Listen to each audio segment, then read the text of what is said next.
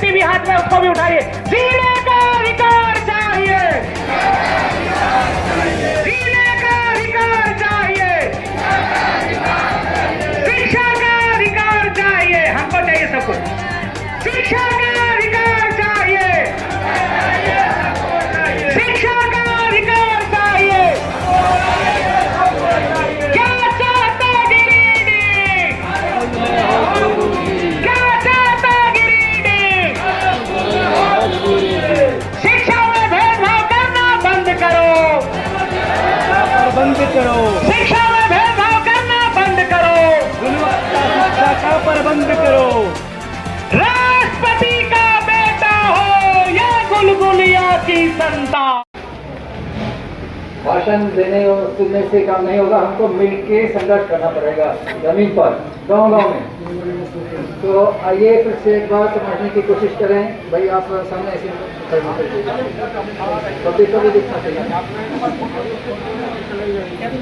एक बार फिर से समझने की कोशिश करते हैं कि हम लोग एकल शिक्षा का मुद्दा क्यों उठाते हैं और शिक्षा अधिकार का मुद्दा क्या है और उस पर हम लोग मिलकर क्या कर सकते हैं। पहले मैं एक स्कूल और का उल्लेख करना चाह रहा हूँ। हम लोग यहाँ अम्बेडकर भवन में बैठे हैं।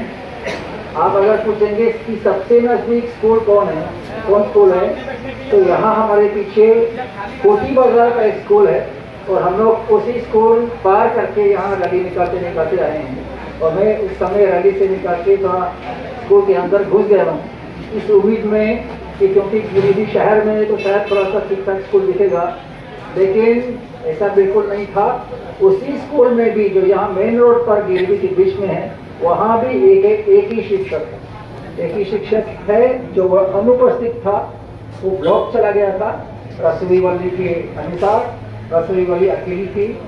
दो क्लासरूम थे, एक क्लासरूम को स्टोर बनाया गया था क्योंकि और कोई जगह नहीं था, तो वहाँ बैठने का सवाल नहीं था। तो एक ही स्कूल, एक ही क्लासरूम बन गया, टीचर अनुपस्थित, 80 बच्चे रसोई वाली के अनुसार, और वहाँ बहुत कम बच्चे थे और कुछ बच्चे ऐसे अंधेरे में अपना खाना खा रहे थे। तो मैं समझता हूँ कि ये कोई स्कूल ही नहीं है। इसको स्कूल कहना मुश्किल है। ये कोई स्कूल नहीं है, ये बच्चों का टाइम पास केंद्र है, उसमें पढ़ाई नहीं हो सकती। तो एकल शिक्षक वाली स्कूल में पढ़ाई नहीं हो सकती है, इसलिए हम लोग एकल शिक्षक का मुद्दा उठा रहे हैं। और ये केवल कुछ ही स्कूल की बात नहीं है।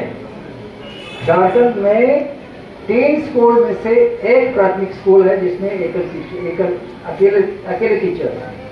तो इसमें इस स्थिति में पढ़ाई बिल्कुल नहीं हो सकती है।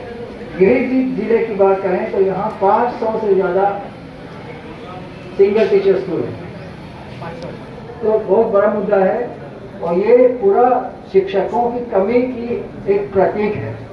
इसलिए हम वहीं से शुरू करें। लेकिन हम लोग केवल ये नहीं मांग रहे कि हर स्कूल में कम से कम 2 टीचर रहें, ये तो मांग रहे हैं जरूर, लेकिन ये शिक्षा का अधिकार का सबसे पहला कदम है। अच्छा, दूसरा एक सवाल उठता है कि ये जो कोटी बाजार का स्कूल है जो मेन रोड पर है और जो इतना बुरा स्थिति में है, इस पर क्यों चर्चा नहीं हो रहा है? क्यों कोई सवाल नहीं पूछ रहा है, कोई एतराज नहीं कर रहा है? वहीं से हमको लगता है कि रोड डीसी डीओ घूमते होंगे, राजनीतिक प्रतिनिधि घूमते होंगे, निरीक्षक भी घूमते होंगे, कोई सवाल नहीं, कोई एतराज नहीं, माँ बाप भी हल्ला नहीं कर रहे हैं। गुस्से में होंगे शायद, मेरे ख्याल से गुस्से में होंगे, लेकिन आवाज़ नहीं उठा पा रहे। तो ये सबसे बड़ी दिक्कत है। और अगला सवाल, इस खामोशी का कारण क्या है? इस स्कूली व्यवस्था में सुधार लाना इतना मुश्किल क्यों है?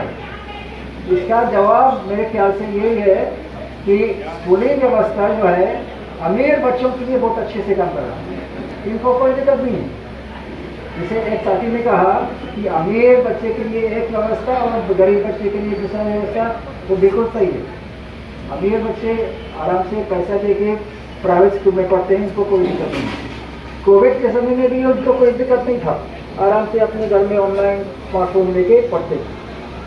इसलिए इस व्यवस्था में सुधार लाना मुश्किल है, इसलिए हमको मिलके आवाज उठाना पड़ेगा और संघर्ष करते रहना पड़ेगा। ये लंबा संघर्ष है, ये कोई एक दिन का संघर्ष नहीं है।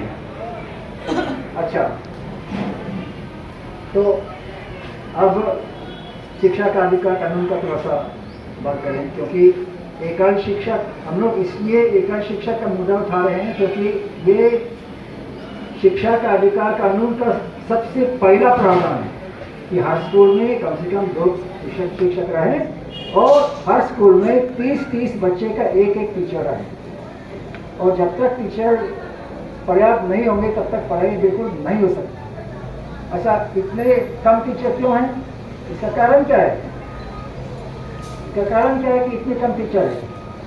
इसका एक कारण है कि 7 साल से झारखंड में टीचरों का कोई बहाली नहीं हुआ, नियुक्ति नहीं हुआ। हर साल कुछ टीचर रिटायर हो जाते हैं और नए टीचर नहीं आते हैं, तो टीचरों की संख्या गिरता रहेगा ना। तो इस समस्या का समाधान नहीं हो सकेगा जब तक टीचरों और हजारों टीचरों का नियुक्ति नहीं होगा।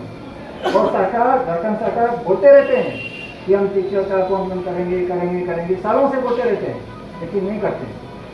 तो जैसे बैल को टिकटिकाना पड़ता है उनको आगे चलाने के लिए, बैल जब हल चलाते हैं, तो उसी तरह सरकार को टिकटिकाना पड़ेगा जब तक हिलेंगे नहीं। हम लोग संघर्ष करते रहेंगे, आवाज़ उठाते रहेंगे, विकास करते रहेंगे जब तक टीचरों का पर्याप्त अपॉइंटमेंट नहीं होगा। अच्छा, शिक्षा का अधिकार में और क्या है? और बहुत सारे प्रावधान है। 2-3 चीज़ें प्रावधान में आपको सामने रखना चाह रहा हूँ। पहला, शिक्षक, नंबर 1, शिक्षक के बिना पढ़ाई नहीं हो सकती है। दूसरा, सुविधा, हर स्कूल में पर्याप्त सुविधा, जिसमें मकान, हर टीचर के लिए अलग क्लासरूम, ऐसा नहीं है कि एक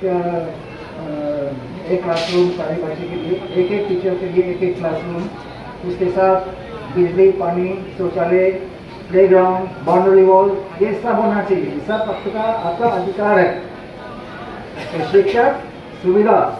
तीसरा, बच्चों के लिए सामान, किताब, ड्रेस, जो भी नोटबुक, जो भी इनको चाहिए, इसमें माँ बाप का कोई खर्चा नहीं होना चाहिए। ये आपका कानूनी अधिकार है कि मुफ्त शिक्षा सारे बच्चे को मिले। तो शिक्षक, सुविधा, सामान, पढ़ाई भी एक अधिकार है। अगर टीचर बैठे हैं, खाली बैठे हैं, बच्चे खेलते हैं, ये भी शिक्षा का अधिकार का एक उल्लंघन है। शिक्षा का अधिकार कानून में साफ लिखा है कि शिक्षक को एक हफ्ते में 45 घंटे का काम करना है और रोज कम से कम 4 घंटा पढ़ाना चाहिए। बाकी समय हो सकता है कुछ रिकॉर्ड कीपिंग का काम हो या दूसरा काम हो, लेकिन कम से कम रोज 4 घंटा पढ़ाई में लग जाए। तो अगर आपके स्कूल में सब आपको लगता है कि स्कूल टीचर नहीं पढ़ाते हैं, तो ये भी शिक्षा का अधिकार कानून का उल्लंघन है। तो शिक्षक, सुविधा, सामान, पढ़ाई और पोषण भी, जो मिड डे मील है बच्चों के लिए, इसमें पूरा गुणवत्ता का भोजन मिले, न केवल दाल और पत्ता दाल और चावल, लेकिन दाल, चावल, सब्जी और अंडा। आजकल केवल अंडा 2 बार दे रहे हैं हफ्ते में। हमारा पुराना मांग है कि रोज दें, 5 बार हफ्ते में दें। अभी तक सरकार ने नहीं माना, लेकिन